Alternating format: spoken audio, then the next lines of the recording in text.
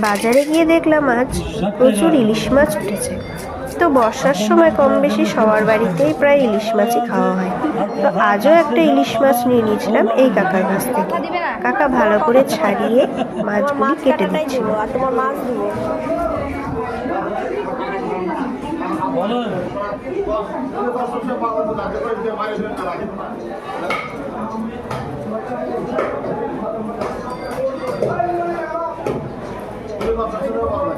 শুধু আমাকে নিলে হবে, বাবাকে নিতে হবে।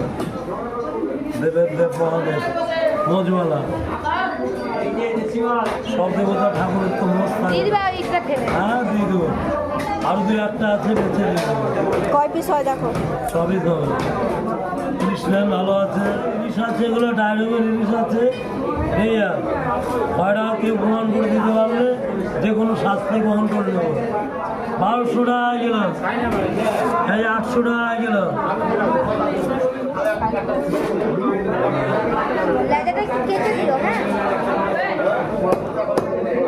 হ্যাঁ ভালো আছে, 800 টাকা গেল।